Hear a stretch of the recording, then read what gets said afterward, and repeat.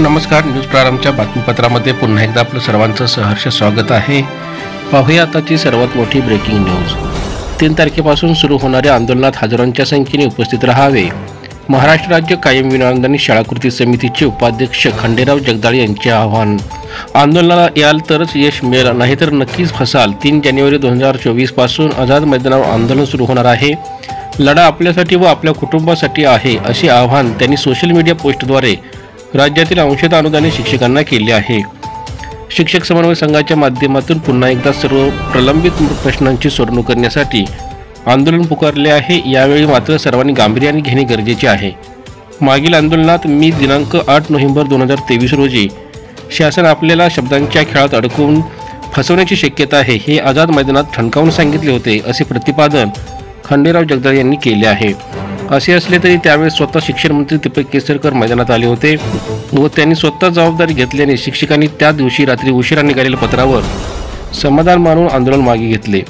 मात्र नुकत्याच झालेल्या हिवाळी अधिवेशनात अंशतः अनुदानित शाळांसाठी वाढीव टप्प्यासाठी डिसेंबर 2024 लागेल, असे शिक्षण मंत्री दीपक केसरकर यांनी सांगितले होते. पुढे बोलताना ते म्हणाले की 2024 हे वर्ष विधानसभा व लोकसभा निवडणुकीचे आहे. निवडणूक तोंडावर आल्यावर कोणते सरकार समाजातील कोणत्याच घटकाला नाराज करत नसते आणि निवडणूक झाल्यावर पुढील 4 वर्षे कुणालाच गांभीर्याने घेत नसते. हा आपल्या लोकशाहीचा इतिहास आहे. यामुळे येऊ घातलेल्या लोकसभा निवडणुका किंबहुना आचारसंहिता लागण्यापूर्वी मंत्रिमंडळ बैठकीत निर्णय होऊन 1 जानेवारी 2024 पासून वाढीव टप्पा व इतर सर्व मागण्याबाबत शासन निर्णय होणे आवश्यक आहे. यावेळी त्यांनी एक गणित सांगितले की प्रत्येक शाळेतील किमान 2 शिक्षक व 1 शिक्षकेतर कर्मचारी असे 3 जण जरी आले तरी 12,000 ते 15,000 लोक जमू शकतात.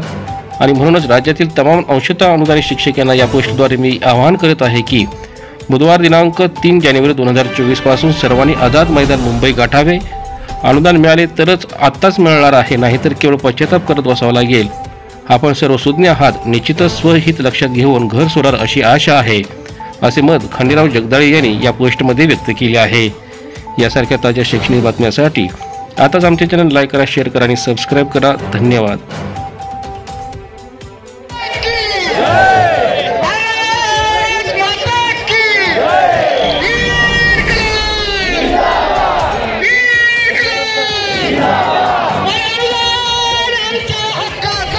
नाही कुणाच्या बापाचं,